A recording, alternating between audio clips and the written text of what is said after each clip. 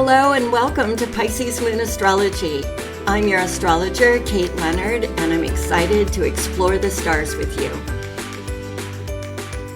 Hi everyone! Welcome to the week of April 20th through April 26th. I'm calling this the week of tense, hot power. And I'm not even giving dates this week to focus on because what we're talking about is going to take up the entire week and even moving a little bit into the following week. And it's a big, big deal. We're talking about the final opposition of Mars and Pluto. Yikes, right? The two big warriors opposing each other in the sky. We've been through it twice before. Get ready. So before I get into the astrology for the week, I would like it so much if you would follow, like, share this podcast. I'm really trying to get those numbers up there. I've got big plans for once we hit a certain size audience, and I'd love to get there. And I can only do that with your help. But otherwise, just sit back, listen, and I'm grateful for you being here. Let me give you some other important things happening this week. Because while the Mars-Pluto opposition is by far the biggest energy and what we're going to be focused on, I think, mostly, there are some other things going on. On the 23rd, we've got Venus moving direct, meeting the North Node of Destiny. Now, we've been through this conjunction before. I've talked about it a lot. This is the final pass. This is fated love, inspired art, creative ways for making money and things like that. Because remember, Venus is connected to all the good stuff in life, right? But I think mostly we're going to see creativity and love. And this is going to have a karmic intensity to it.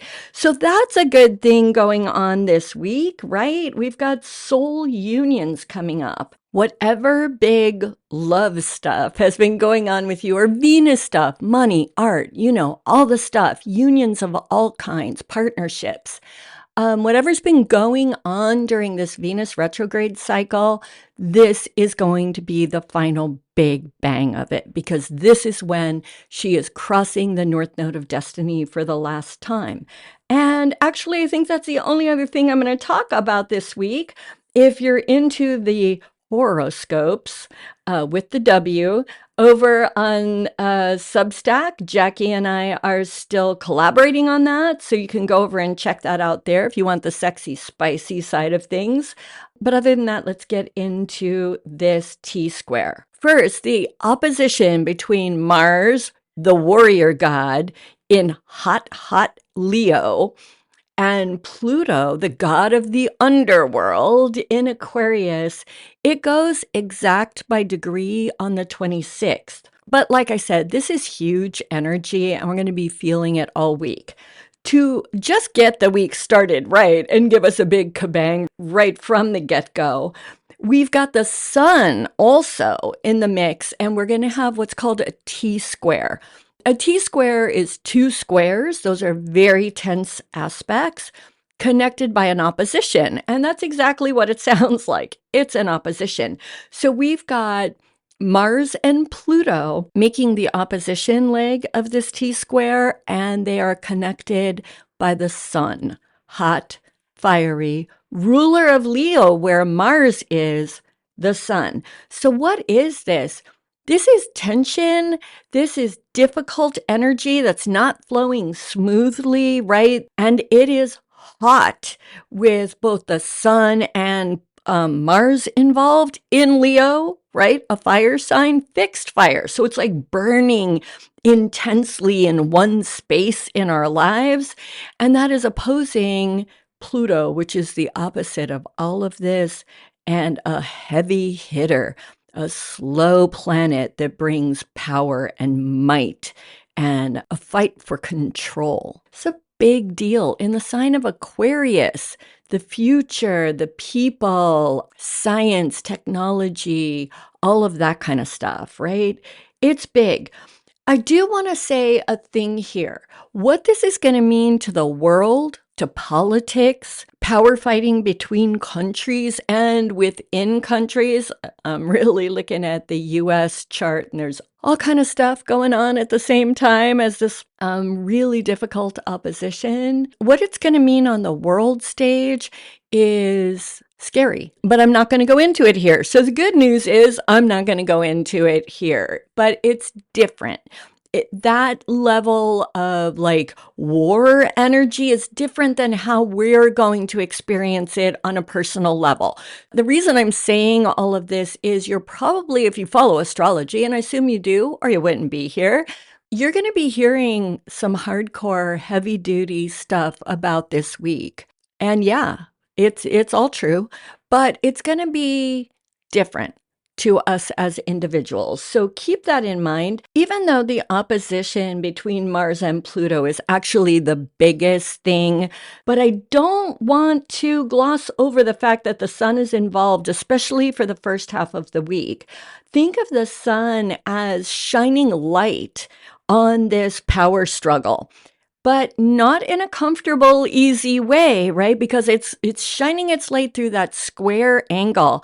So we're going to have visibility, but we may not like what we're seeing, okay? And whatever this power struggle is, okay? Keep in mind. At least we won't be fighting in the dark, which I guess will take whatever gifts we can get. The sun is also more favorable to Mars, even though he's still making that difficult square angle.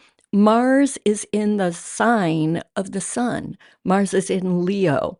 So that square is not so challenging because the sun is hosting Mars in a way, right? That's good, except Mars is hot. Leo is hot. The sun is hot, right? So we've got a lot of fire here.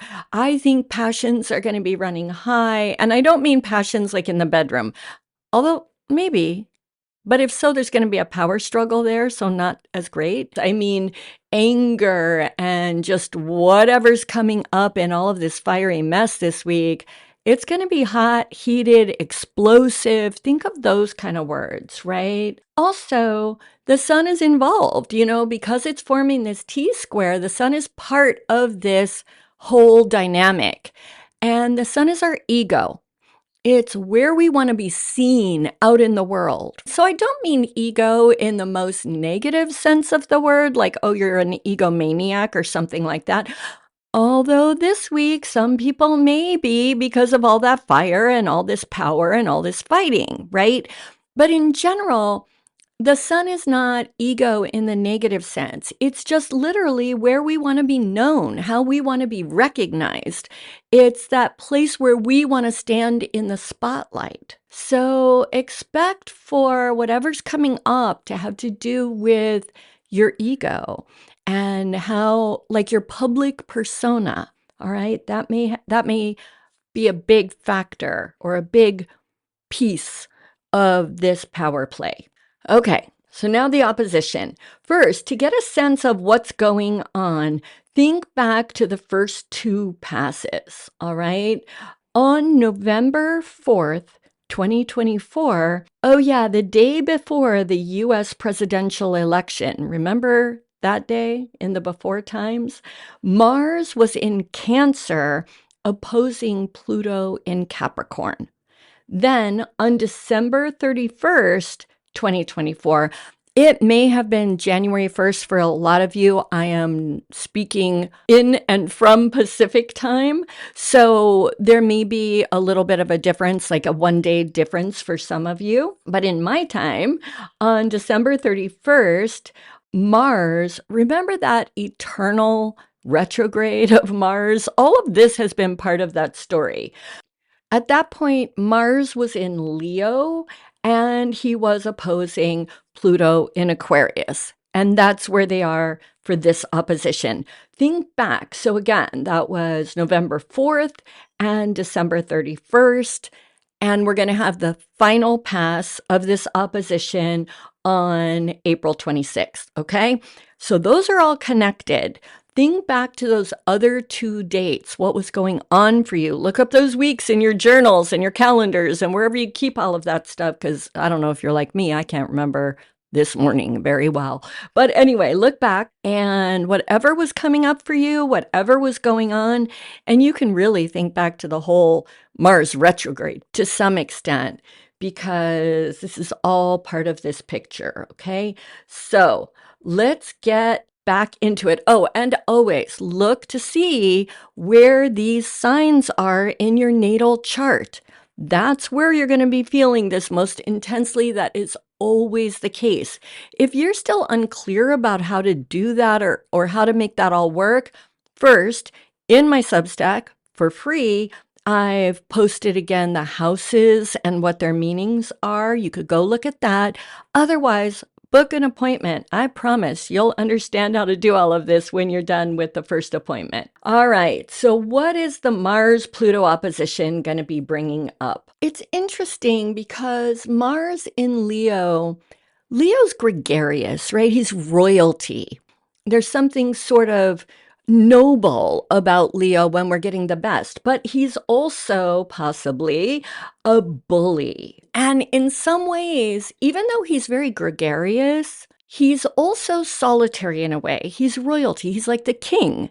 There's only one king, right? So we've got this fiery warrior energy of Mars. And I do think we're going to be getting the good side of Mars, okay? Mars is either the noble warrior or the psycho killer. You hear me say it all the time. Mars came out of Cancer where he was miserable.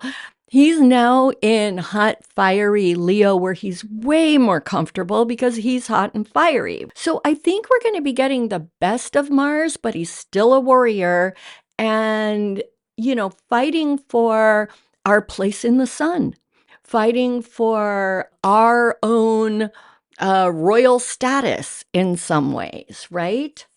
Then we've got Pluto. What do you say about Pluto? I'm not going to go into the Persephone myth because I know it's very triggering, but Pluto is about power and control. So you already see Mars in royal Leo wanting to be on the throne himself. He's not going to mesh well with Pluto, who is only about power and control, really, right? He is the god of the underworld. And he will do whatever it takes. He's ruthless. He's ruthless. Think of the Persephone myth. You know what I'm talking about. And he's the dark side.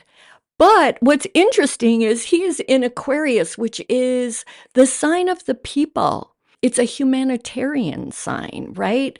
You got Mars over there in that kind of solitary position, but gregarious in Leo. And you've got Pluto in Aquarius, which is very humanitarian and of the people, except Aquarius is the most aloof sign in the zodiac. Aquarius wants to do good things for all, but doesn't necessarily want to be your best friend and snuggle buddy. Okay. So there's something weird right there. Are we leading a noble cause for ourselves? Is it about where I stand in the spotlight? Or are we power to the people? Somehow, these two things are facing off. But it's more than that. If that doesn't resonate with you, think of it as your kind of individual need, Mars, to stand in your own power, claim your power, and have sovereignty over yourself, right? To control yourself and own yourself in a way, right? Against Pluto, he rules a kingdom, right? He rules the underworld. So it's much more about us fighting the powers that be. Does that make sense? And be aware that in this case, the powers that be might be manipulative, saying like, no, you're being selfish. Leo, right? Mars in Leo. You're being selfish. You want the glory for yourself. I'm trying to do what's right for everybody. Think about this in a work environment. That would be if Pluto is in maybe your 10th house. It would be your boss, like, you're trying to grab the glory on this thing, this project, whatever it is. And I'm trying to do what's right for everybody. And you're like, no, in this case, I did this. This is my contribution, and I want the glory for it. Make sense? Same thing. Let's talk about, and I'm not going to go through all the signs. I know you want me to. I don't have time. I can't. And I'm sorry about that. I am trying to get there, but I'm not there quite yet. Let's talk about, though, if Pluto Aquarius is over in your 7th house. You know, your partner might be saying something like, you're making selfish demands. What I'm fighting for is the good of our relationship. And you're like, no. No, no, no. In this case, I want what I want. I want credit for what I've done. I want things to go my way. And your partner is like, that's selfish, right? I think that kind of thing is going to be coming up. It's like the war between what is right for some bigger picture sense of it, and there's going to be some other who claims to be fighting for that against you trying to get what you believe you deserve. Does that make sense? I know it's a little bit difficult, but it's very, very big. It's gonna last for a while. So I'm trying to give you enough info that whatever this is for you, you can kind of wrap your head around it. Ultimately, and this is true, anytime we have signs in, I mean, this is like obvious, right? We have planets in opposing signs. But what's important to keep in mind is in astrology, yes, we do look at it as like opposing signs, but we also look at it as an axis. These opposing signs are not unrelated to each other. They're like equal and opposite complements. The truly best answer to whatever we're going to be engaged in this week is going to be to find the middle ground. I do believe that our Mars is a little bit, I want to say more honorable, but that's probably not exactly right. I don't want to think that each of us is out there not getting the recognition that we deserve. But ultimately, the best, the truly most noble answer to this whatever struggle, fight, tension, war we're in, the best answer is going to be to find the middle ground.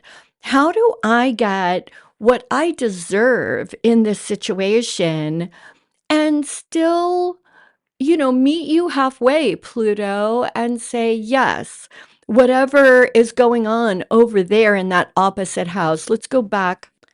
Let's go back to that work analogy. Yes, I want credit for my project. I want credit for this amazing thing that I did, right? Or the work that I've been doing here. But how do I also honor the team? Right? How do I also bring in that other side, that Aquarian side? Or how do I now take this thing that I've launched that I got credit for and now expand it so that it's sort of bigger than me and will be a good thing for the company, the unit, the team, whatever, moving forward? And apply that to any situation, right? 7th house relationships. Yes, I have my needs met and I'm getting credit for what I have done for this relationship or contribute or whatever it is. But how do I also honor that Aquarian side, that opposing side in this case, and find a way to now do what's right moving forward for the partnership, for our relationship? And that would be the same in any of the houses. It's an interesting one to think about for the 6th and 12th houses. The 6th house is physical health, for example. It's many things, but one of the things is physical health. The 12th house is mental health. And again, it's many things.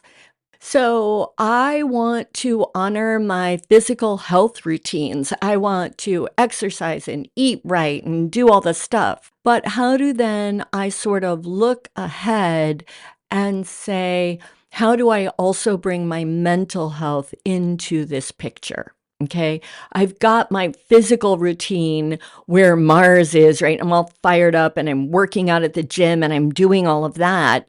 But the 12th house is about mental health and it's about solitude and quiet time. How do I also now honor that?